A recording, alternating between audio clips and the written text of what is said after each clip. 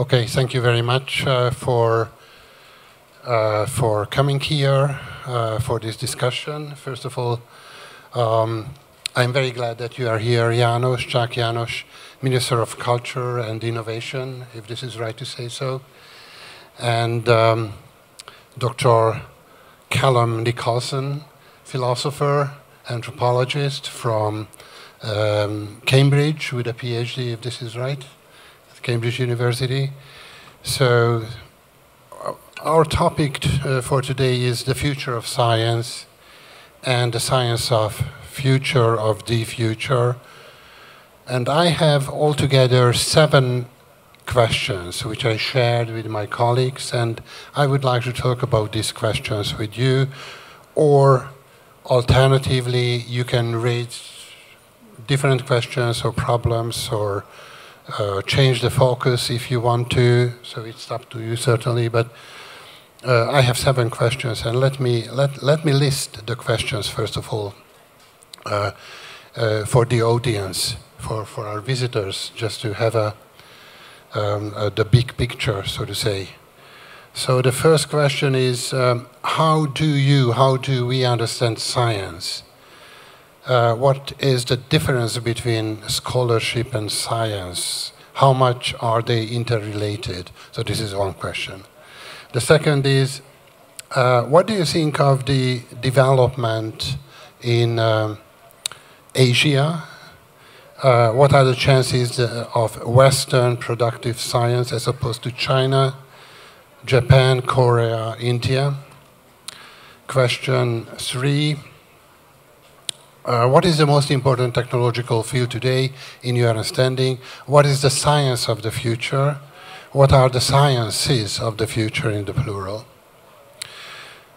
Question 4. What is the next important field of technological or technical build-up?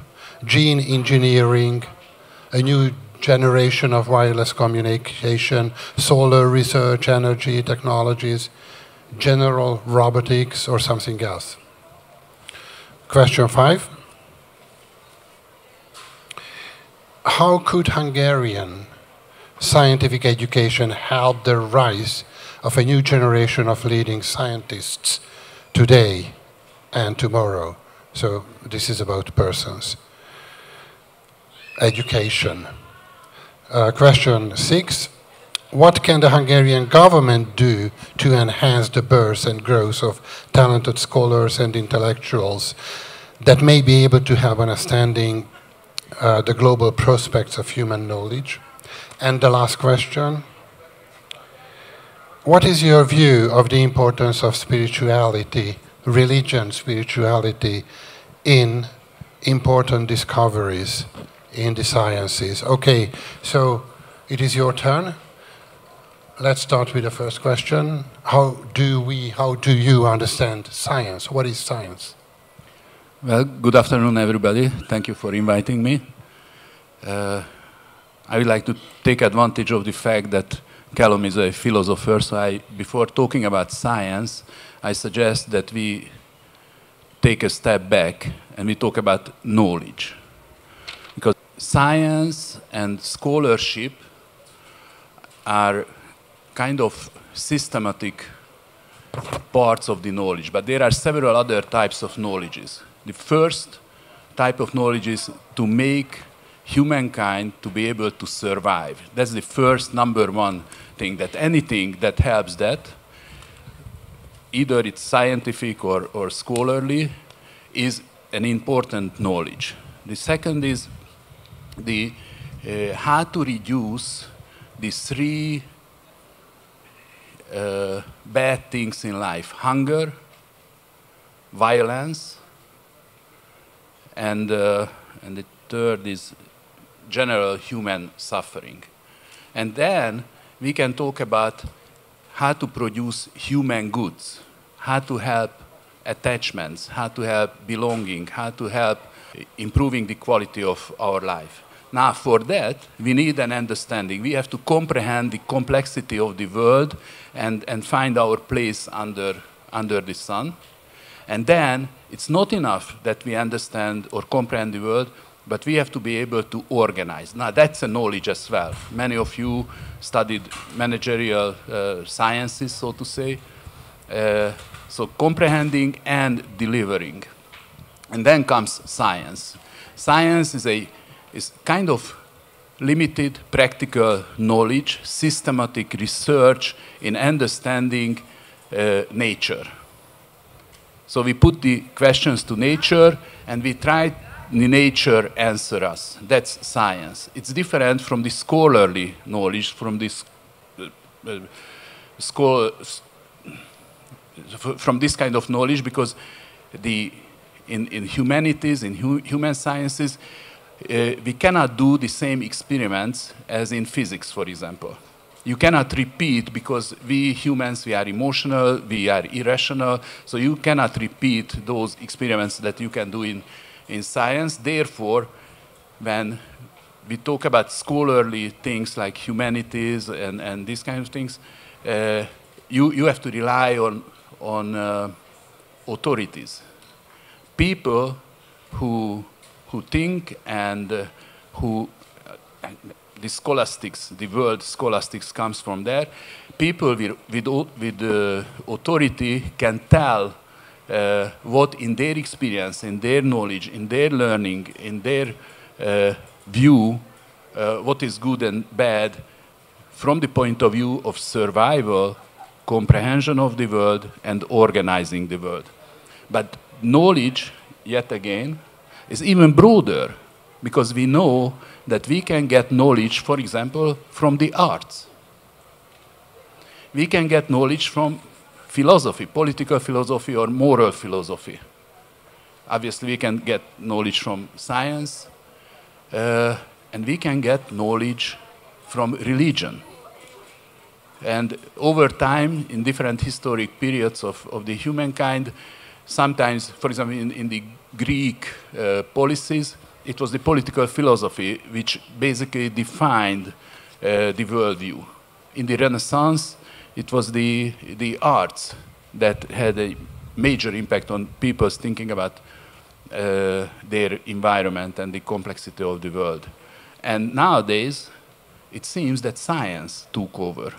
If you look at what happens in Europe, we are digging and getting rid of Christianity, any kind of religious view. Arts are confused. Political philosophy is almost non-existent. And science claims that science can give the answers. And it's not right. Science cannot give you the answers for what is a human good or what is not. Thank you. Everything I have to say is very complimentary, I think, to what you've just been talking about, because it seems to me that certainly in the Anglosphere we have this distinction between the sciences and the humanities, and people increasingly seem to think that the humanities are just a sort of amateur version of the sciences, that eventually, when they grow up, they will be just as scientific. It's even implied in the phrase social science, this idea that it could aspire to be science. But I've always felt this is fundamentally wrong, because if you think about what the sciences, the physical sciences, and the humanities study, they have different objects. The sciences study unity, the unity of physics, of chemistry, the patterns that underlie everything. But the problem is the humanities do not study a unity, they study a plurality, which is us. We all may look at exactly the same thing. We could all watch the same talk or have the same conversation, and we all have a different interpretation of it. We could be looking at the same object, and one of us may think it's beautiful, one of us may think it's ugly. And we may indeed disagree with ourselves throughout the day. If I've not had a cup of tea in the morning, I think very differently about a lot of things than if I do. So there is a difference of subject, and there's a real danger, I think, in the academia now of people often say there's a problem of the humanities and the sciences not being reconciled. But the danger is actually not quite that. The danger is we think they can be reconciled by all of them adopting the same methods as the sciences. And there's a phrase of this in the philosophy of science to describe this problem, where we think science can't just be a guide to the facts, but also a guide to our values. And the word for that is scientism. And in the 20th century in philosophy, in the late 20th century, there was a lot of wisdom coming out of philosophy of science based on humility. The humility realized that science is not a guide to truth. It may be a guide to the facts, but the truth is something more complex. The truth is often something that's aesthetic or moral, to do with values and culture. And we seem to have forgotten that in recent years. One of the issues, personally, I've had around, and this is not a political point either direction, but I think the problem with the way we've discussed issues like climate and COVID, for instance, is we've assumed the only questions are scientific ones. But if you take COVID as an example, the science, the virology of the disease, the epidemiology of how it spreads in populations are scientific questions. But the question of the proportionality of the policy response is also a subjective cultural question. Questions like, is there more to life than the avoidance of death? Those are not questions science can answer. They are fundamentally political questions. And across the West, what you're seeing recently is increasingly people are thinking that we can dissolve all political questions to either questions of law for judges to deal with, or questions for experts to deal with, scientists and so on. But this is a danger of the tyranny of expertise, that there are still all the important questions of life will always be ones we can contest, will always be ones grounded in plurality and the negotiation of plurality and compromise and so on. And so I think one of the dangers when we talk about science is that we increasingly think that there is just scientific knowledge. But again, all the things that really mean anything to us in our lives, meaning, love, all these things, they're all about, all the things that make us human are inherently subjective. They're inherently plural. And I think sometimes when we talk about science these days, we forget that science is a tool for use, but it cannot tell us what is true, which that use serves. So that would be my general thoughts on the place of science. Thank you very much, Colin.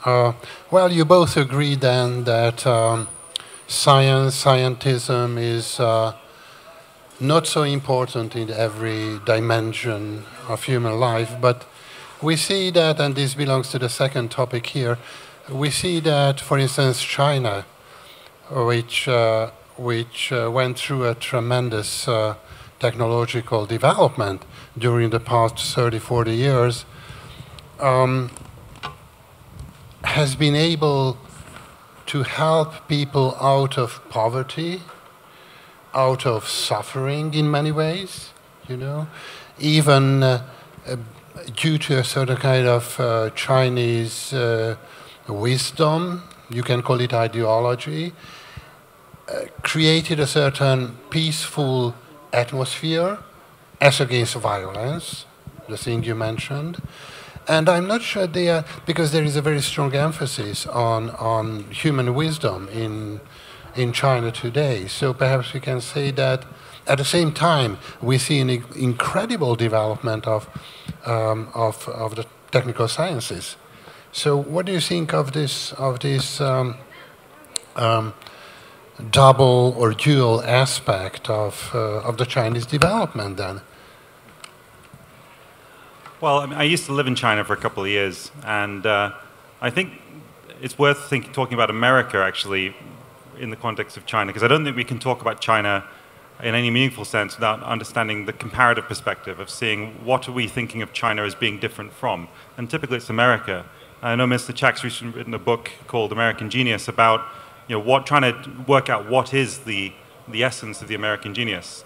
And it's an interesting book. I read it a few months ago, and it's interesting that when I think of American genius, I think it's the recognition the Americans have that friction is a dependable source of illumination.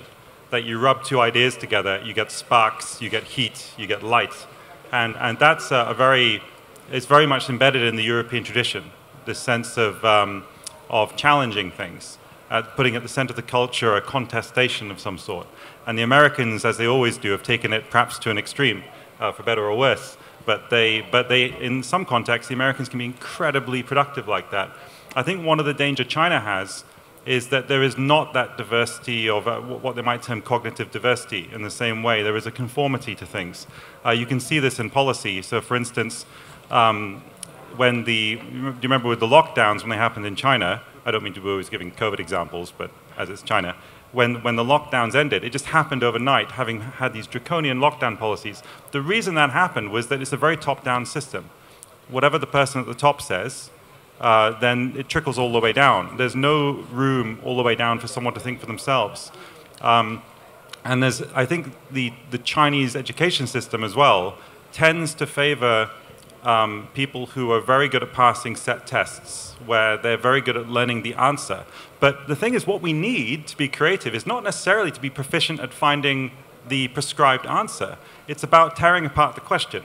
All innovation is about saying, not so much, I've got a new answer, but saying, hang on, are we asking the right question?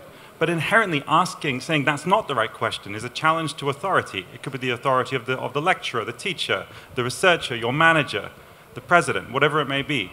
And the danger I think China runs into, or the challenge they probably face, is I don't think that there's that scope to question questions. So I'm curious what they do. They're very good at answering questions. But whether they're actually culturally there's a space to question them, I do wonder. And that's one thing I think here we in the West have, is this sense of being able to dissolve questions. Indeed, the greatest philosopher talking about dissolving questions was from Vienna Wittgenstein, which is very Central European. So that would be my thought on China.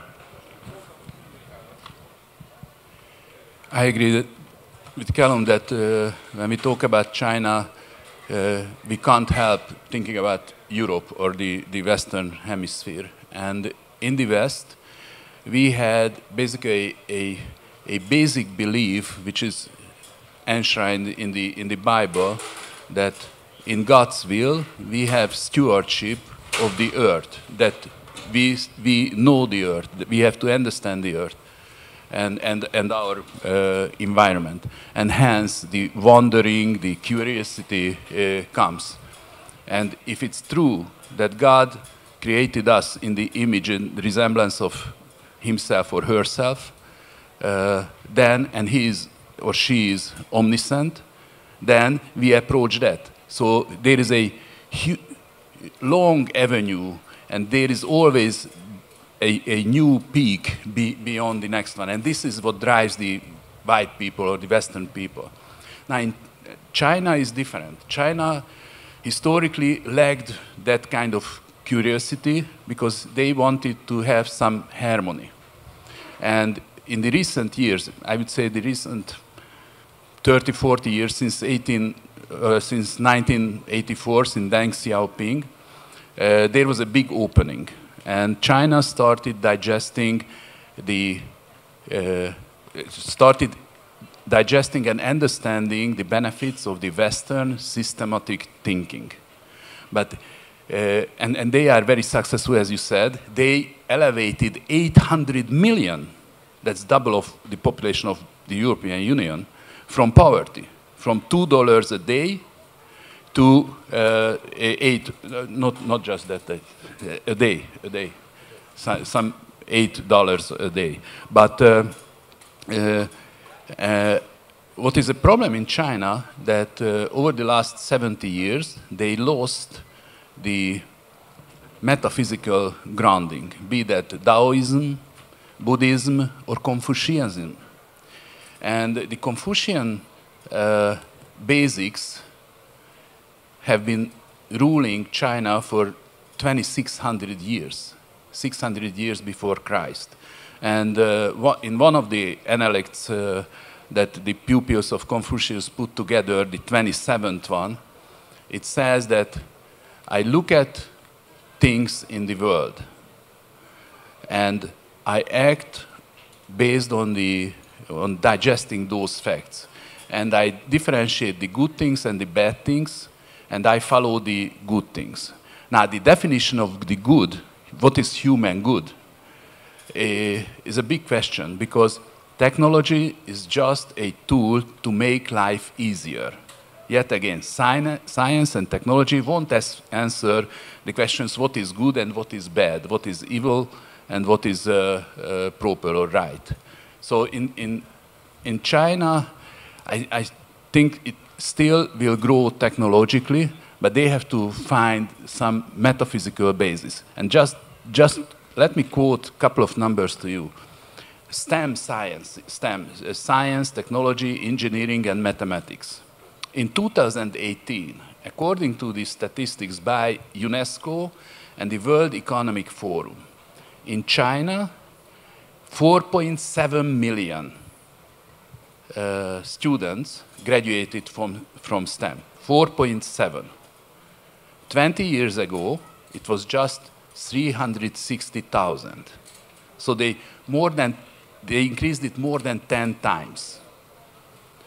India, 2.7 million, similar population. US, 700,000. So it's no wonder that that if you look at the patents, if you look at the patents to market, that China now is leading the world league tables. And I travel China quite often, and I used to be on the board of Chinese companies, and I know that they are really deeply searching their soul but what the purpose? One purpose is to overcome the US, that they cannot be humiliated again.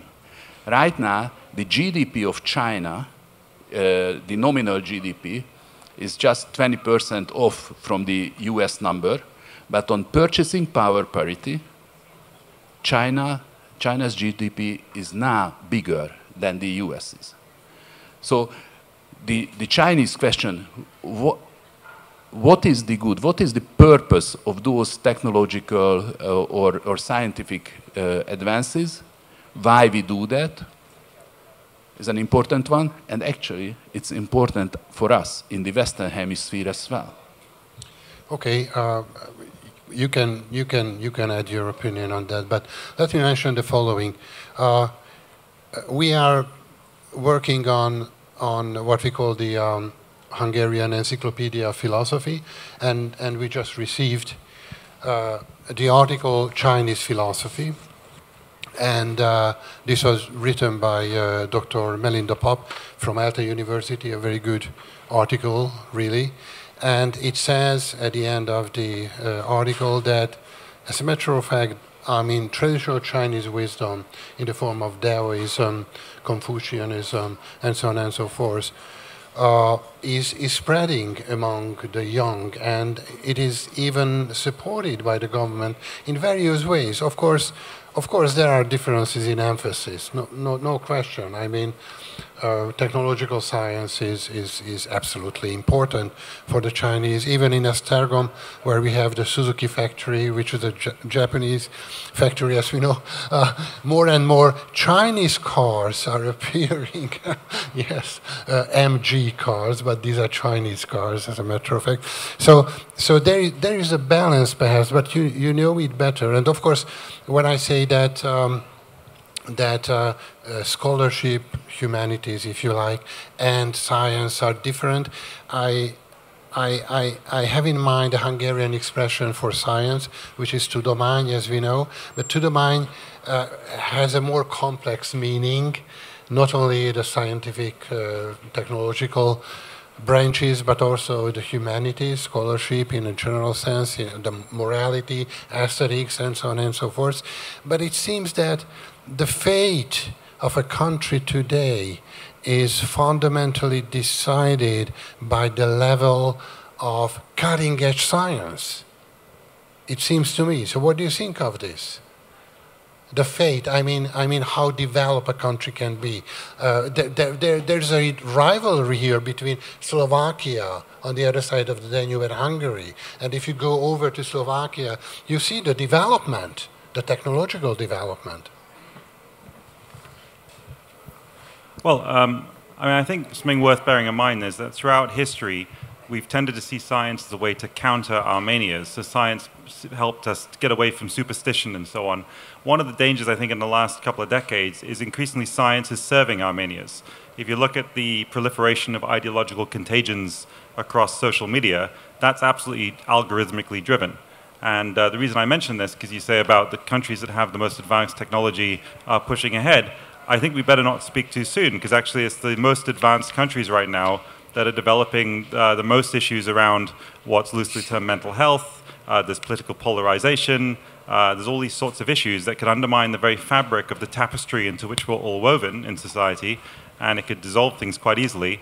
And if the social compact collapses, if trust collapses in a society, then it doesn't matter how good your weapons are or how good your computers are or anything else, because you'll turn them on each other. And so I think that there's a tendency, I think we think that progress is fundamentally a technological phenomena. But actually, it's there is the thing that is the context that allows that to happen is stability. And we can only go to the factory if the factory is still standing because it hasn't been knocked down or burned in a riot or whatever it may be. So I think that we really need to be conscious that science, I think, is driving a lot of the problems, may undermine the foundation that has allowed science to thrive in the cultures in which it has thrived. Right, I agree, and I think science makes sense only if it serves human goods. And let's take one human good. Evolutionary psychologists claim that the deepest need of human beings is attachment. Now, if science tells us that, and methodologically in science, even in social sciences, we call it methodological individualism. If science doesn't serve the human good of attachment, it will fail. It takes some time, but it will fail. So when you talk about competition between countries in technological or scientific results, or understanding or delivering, I always question whether that country can survive or they are distancing themselves or disconnecting themselves from human attachment. And what we see, for example, in the Western world, that some fundamental features of attachment or belonging have been questioned. One is religion. In religion, every Sunday in our Western world, for ages, people went to the church and they knew that 1,000 kilometers away, other people went to the same church listening to the same lessons. Or if you think about nations are falling apart in Europe. There are problems in the US. What is the heart, what is the soul of the what is the genius of the United States? If you talk to a black person, he will say something different. If you talk to a Native American, she will talk about something else, and so on, or a Spanish speaker. So technology and science only works if it serves human goods. Now the trick is that science claims that it adheres to logic and consistency. But in moral philosophy, you need logic and consistency. Hence the Catholic social teaching, for example. That's the most beautiful logical argumentation for human goods. So even if today, you are right, Balázs, we can compare countries about their scientific output, I don't think that those countries are the most successful that have the highest output. As I talked about China, they have the highest patent and other publications outputs, but they are still don't know what they want to do. This Communist Party vision is just the surface. Yes, so even if my original plan was to talk about science in the precise sense of this word and think about Hungary's possible and or actual role in scientific progress, if you like, it seems that we return to more fundamental questions. I am a philosopher and I have published on religion a lot, so I agree that these are absolutely important. And I am from Esztergom, as some of you know, and here we have 24 churches in this small town, and each Sunday these 24 churches are more or less full with people here. Yes, so there is a church attendance here much higher than the average, even in Slovakia or in Hungary, you know. So I very much sympathize with these approaches, no question. But You know, did you have a chance to see this movie, this new movie, Oppenheimer? Not yet, but Not I've seen yet. the trailer. Okay, so you know the one of the main actors in this movie is Wigner, the Hungarian-born physicist who contributed to the invention of the H-bomb, you know. And well, I haven't seen the whole movie either, but it seems that yes, I mean, in this country we used to have, and perhaps still have in some sense, a very high level cutting-edge science. Well, perhaps yes. Also in the humanities, no question. I'm philosophers. There is Hungarian philosophy. Well, you mentioned Wittgenstein. Okay, but what about Polanyi, Michael Polanyi? Michael Polanyi is he's a great mind, and his book, Tacit Knowledge, Personal Knowledge, sorry, is comparable to the best works of Wittgenstein, in my understanding at least. So, of course, we have high-level philosophy here, and culture and the arts in general. But what about science? I mean, there is a tendency of losing previous positions in rankings, if you see the Hungarian results today. So I believe it would be very important, not in spite of or going against the general cultural background or development, but still we need, leading scientists like Gulyás Balázs, you know, the new president of the Hungarian Research Network, or Freund Tamás, and so on and so forth. So what do you think of this? Well, I do not deny the importance of all the several aspects you mentioned, but still, so what do you think of this? I'm sorry if I was misunderstood. I'm not talking about against science. What I'm talking about, that for the full human comprehension knowledge, besides science, you need several other types of reflections, like artistic, like religious, like philosophical.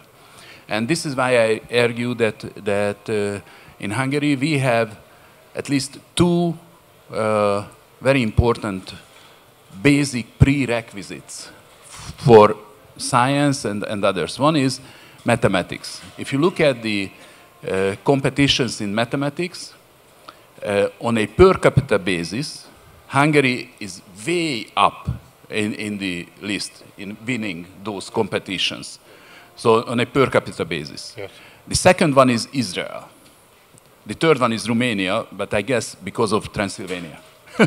And there are lots of Hungarians. Wow. Hungarians, Erdős, and others, we know, in mathematics... We have great Romanian scholars as well, yes, don't forget. Yeah, no, but in mathematics, mathematics. They are not so competitions. Good in yes. And there are very good Romanian musicians and others as well.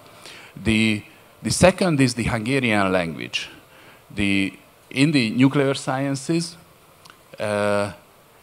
Teller, Wigner, Leo Szilard, they all claimed, had they not been taught in Hungarian, in mathematics and others, they might not have been that successful in physical sciences. Actually, a friend of mine, David Goldman, who is the deputy editor of the Asian Times, long time lived in Hong Kong, now he lives in New York, he said that Hungarians saved the United States of America 3 times, and they are waiting for the fourth one. The first one was Wigner, Leo Szilard,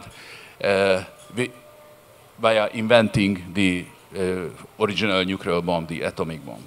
The second one was John von Neumann, because with the computer model, he was able to trigger a technological advance that, for example, in a US rocket, the control part was big like this, and in the Russians was big like that. And for such a rocket, you need more energy. So, and the computer. So Neumann was the second, and Edward Teller was the third, winning the Star War under President Reagan. And he says that now it's time again that Hungarians step up, and he had particular suggestions that I don't share here. Okay, so what do you think of this as a British? Yeah, so just two comments. First, about Hungarian language. I'm trying to learn, and I go lassan tanulok magyarul. My Hungarian's not very good. It's a very difficult language. But one thing I've discovered is that I was speaking to a friend who works in a big corporation. He says the corporation really likes employing Hungarians because he said somehow they think about problems differently. It was some big, I can't remember which one it was, but they discovered that the Hungarian employees often just have a slightly different angle on some problems that leads to quite creative solutions. And it must be something, and I've heard this again and again, there's something in the language where the grammar perhaps, where you just look at things slightly differently. Which is, is interesting and quite mysterious to me in some ways. But the other thing I was going to say about science and the status of it, because I'd agree with Minister Czech that I don't think we were against science, but I do think one thing that is happening is science's status has never been so solid, so secure, and indeed there's never been so much funding for science. And I think one of the reasons sometimes it's difficult for smaller nations, I think, to compete in science is because increasingly science has become so sophisticated, there's a vast amount of infrastructure needed. If you go back 100 years, science was people with wooden lab tables doing experiments with pipettes, but now you need vast billion-dollar facilities to do it. And so it's a matter of scale. That's one of the reasons why America is so dominant, is it has the scale on it. It's kind of like aircraft carriers, really, because the Americans have more aircraft carriers than everyone else put together. And the reason everyone else doesn't have aircraft carriers is they're extremely expensive. But even the Chinese can afford them, but they don't have very many because it takes decades of know-how to work out how to work an aircraft carrier. And they can't make that up overnight. And so the Americans have both the long-term investment of a stable period since World War II, certainly, plus the resources. And China has the resources but not the time, and most countries have neither the resources or the time, as an analogy. But I think, again, one of the issues today, and this goes back to what Minister Czech was saying, is that I think that the danger we face is not that science isn't funded enough. The danger we face is that we forget entirely that not all questions are scientific ones, where we start to think that the only thing kids should study is STEM. Because if you look at all the great scientists, most of them were great. Einstein was great not because Einstein was good at math. He was very good at math compared to most of us here. But his genius was his ability to look at a problem and ask different questions about it, to have different analogies. He thought quite visually about it. It was the ability to cross-fertilize between the artistic side of him and the scientific. And without that creative impulse, without recognizing the importance of institutions that do that. I know Hungary, for instance, there's the Art and Design University here, MoMA, for instance. And that's a very important type of institute to have in a country, because I think it's one of the leading institutions here now in terms of internationally. And that's an important, art is not just secondary, it's not just aesthetics. It's central to how we think about not just life, but as you say, life is about problems, about solving and fixing our problems.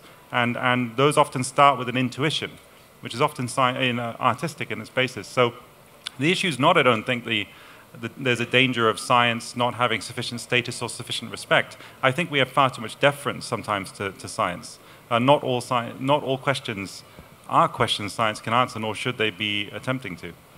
Now, let me add one thing, Balázs, if you allow me. Go ahead. Because I totally agree with you, Callum, that the connecting different parts of the knowledge is important. And in the science, they call it, in social sciences as well, interdisciplinary.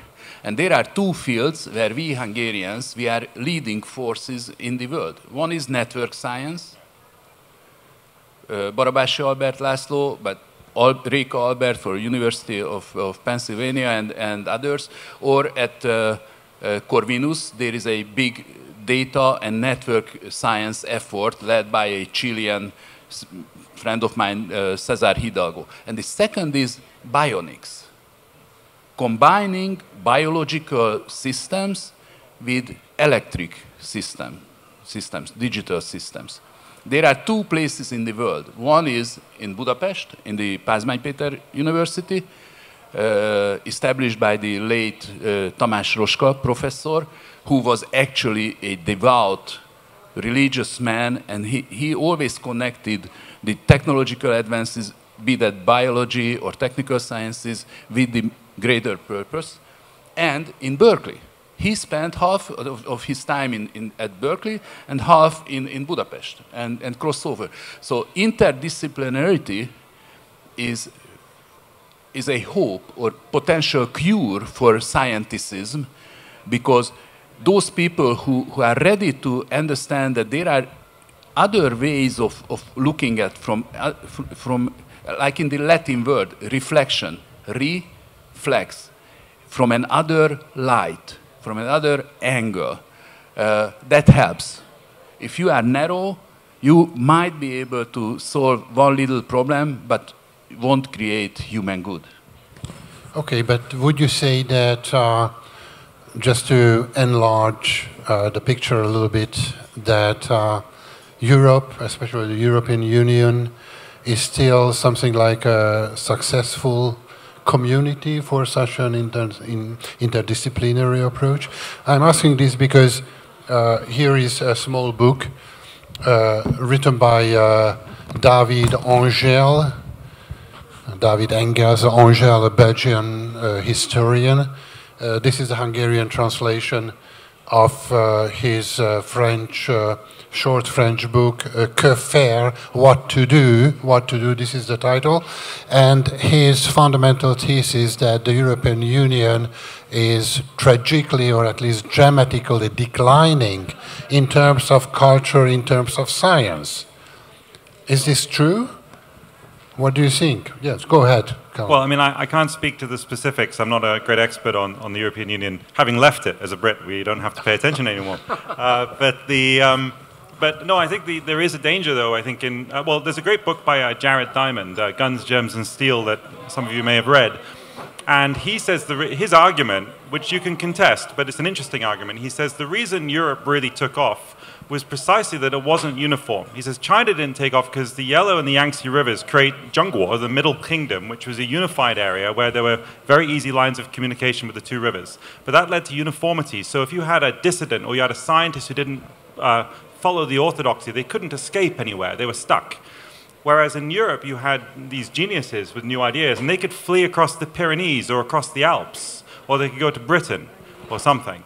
And so actually Europe's creative power, the friction of ideas, he argues, is largely because of its geography, of being this place that it's a fairly small space in which it's quite easy still to have different cultures, different politics. And that diversity was its strength. Now, of course, we don't worry so much about getting across the mountains now. You know, the technology's changed. But I do think what's happened with the European Union, as I remember it, was that it's actually created a sense of conformity increasingly. The Brits like to talk about them legislating for straight bananas and things. That was Boris Johnson's big thing. But I do think there's something in that if you try and standardize things, you standardize thinking. If you start to standardize currencies, you start to standardize legal systems, you start to harmonize everything, it can be very useful if you want to make more efficient what we have now. But if you want to create the diversity to create what we will have in the future that's different, perhaps it's not such a good model. So there's pros and cons to all these things. But I'm no expert on the European Union, though. Well, when we talk about China, we have to consider the Western Hemisphere. When we talk about Western Hemisphere, European Union, we have to consider China. And Callum, to connect the Yangtze River with the Yellow River, it's 1,800 kilometers. The Chinese built a channel 2,300 years ago. And it still works. A great communication. It was for flood management, for communication, people, and goods. Now, the distance between London and Budapest is 1,500 kilometers. Imagine a channel through the hills, through the meadows, everything, 1,800 kilometers, built 2,300 years ago. So there is something in China what we still don't understand. Now, coming back to the issue, whether the European Union is up to the job or not, or understand what happens, that reminds me to a case back in 1964. There was, in the US, there was a commission for extraterritorial intelligence. So basically intelligence terrestrial. Terrestrial. And the Russians set up a similar institute. And the Russian one was run by a professor called Kardashev. And he claimed that we can figure out, we can discover extraterrestrial civilizations via looking at patterns, energy patterns in the universe. Because successful civilizations will need lots of energy, so they will have to source energy from their own solar system or whatever, then from their galaxy. And there must be a sign of that. Now the Americans, there was a guy called John Barrow, and he said that successful civilizations will hide because they will be afraid of other civilizations attacking them. Look at Hollywood movies. And he said that successful civilizations will start miniaturization of things, reduce energy use, to reduce size of machines, to reduce size of equipment and technology. And after all, the American way won, because we have lack of energy, we have to miniaturize things. So these are two worldviews. So in the European Union, right now, I don't know what's the worldview of Madame von Leyen or any leaders in the European Union. What is their vision for 2040? When I am in Brussels, and I am in the scientific committee, I am in the cultural committee, I am in the, there is no such thing as family committee. Family is not an allowed word in Brussels. But anyway, I am in these committees. And when I say, let's think about 2040, they all just lose interest. They are thinking about short cycles, and you cannot talk about steps today. You cannot talk to your wife or to your husband about life without thinking about what we will do together 10 years down the road or 20 years down the road. And there are these bureaucratic papers about strategies, but not really followed through. So my answer is, I don't know. Well, of course, we have well-known slogans concerning the green energy projects and the solving the problems with the climate and so on and so forth, and changing the whole structure of civilization, which also needs some kind of technological change, even if we do not see the details of such a technological change, except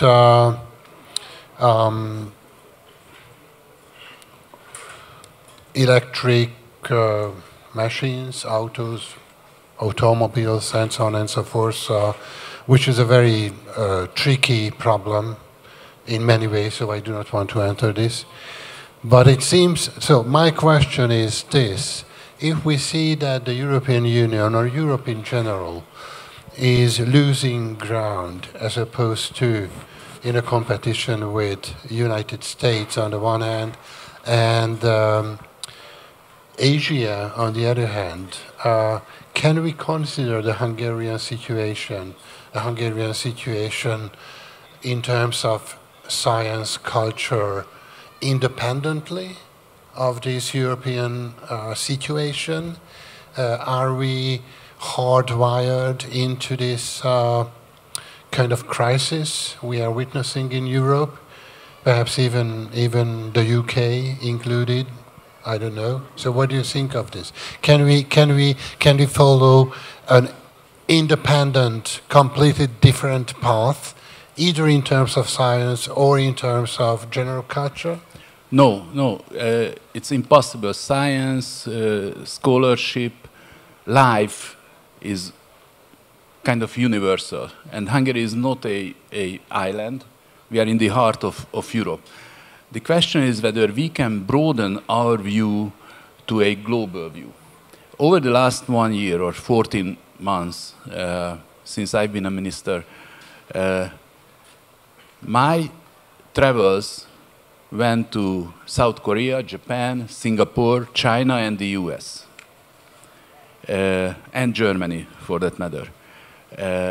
We have to connect those people who are ready to think about scientific and scholarly humanities issues that are not on a non-ideological way. And there is a great reception in for example, in Asia. In Singapore, one of my partners, one of the ministers, told me at a dinner that, you know, we love talking to you Hungarians. And I said, okay, that's very kind of you. And why? Because you don't lecture us on ideological basis. Whenever someone comes, and I won't name nations, where people come, ministerial or other people, and they start lecturing them.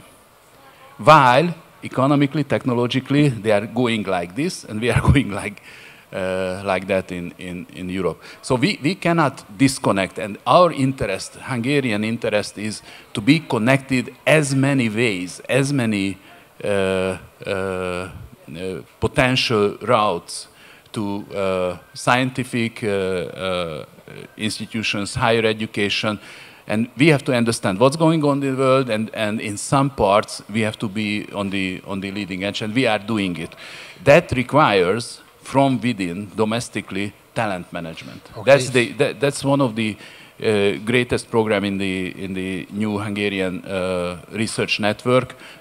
Particular talent management, yes. And we will be bringing in foreign scholars as well. Yes, it is now called the Hungarian Research Network. It used to be called Ötvös Lorant Research Network. But Callum, so you are from the UK. So how do you see this problem? Are we isolated? I mean, is Hungary isolated culturally, scientifically from the rest of Europe? Or what is your experience? What is your understanding of this situation? Well, I mean, I can't speak with any particular expertise, and following the Minister for Culture and Innovation would be tricky to say anything useful. But I do think that no. I mean, I think if people are isolated in Europe, it's a choice. I don't think the European Union or being part of Europe is a negation of anything. It's a positive thing. But I think if anything, it's an accelerator. It gives a broader platform to collaborate with China or indeed the United States. One of the great advantages of the EU that as the UK we've now lost is that collective leverage. And I think that can be the case in education too.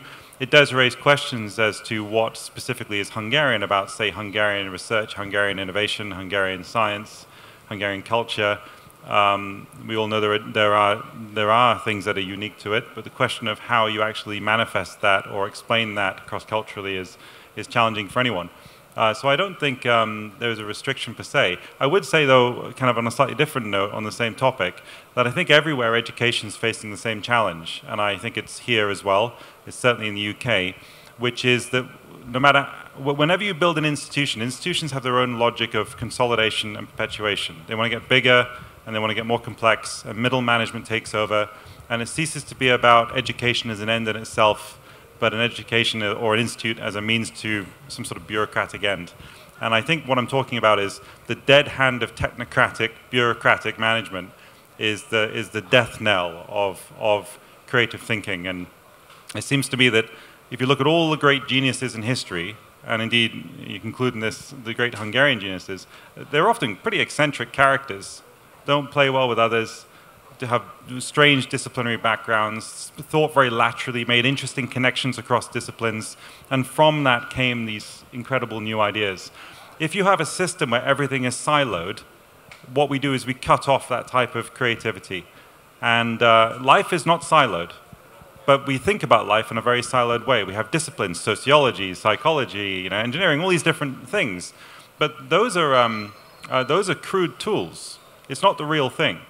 And the great geniuses are able to see things in the whole. and therefore to formulate new questions, because they see new problems that may cut across all these disciplines. In fact, the categories and the disciplines we have may not actually be the means by which we solve our problems. They may be the problem we're trying to solve. And this is often the case in philosophy. Most philosophical problems reduce to the problem of the old Hitchhiker's Guide to the Galaxy problem of where they said, what is the answer to life, the universe, and everything? And the computer says 42. And they say, well, we don't understand the answer. And the computer says, maybe you don't understand the question.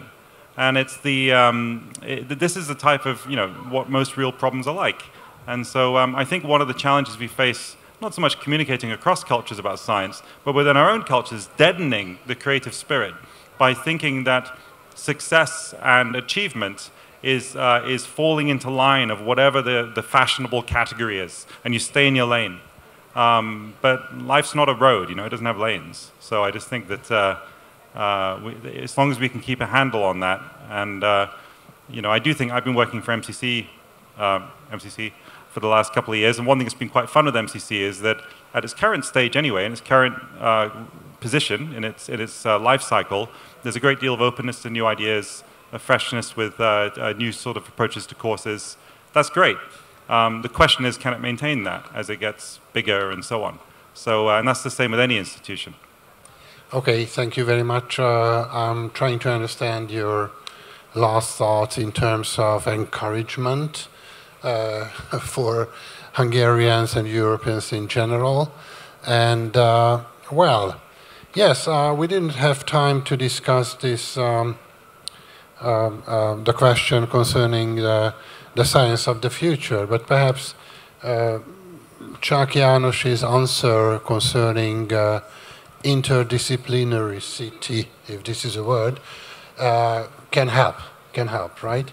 So it is not only about one concrete scientific discipline, but rather a complicated structure, complexity of approaches, a variety of approaches to problems, scientific, cultural, and spiritual, religious, spiritual problems. So thank you very much. I think we are approaching the last minute of our time here. Thank you very much for coming, for sharing your views on these very important, crucial questions. Thank you, Colm. Thank you. Thank you. Professor. And see you next time. See you at our next program. Thank you. Nagyon köszönöm.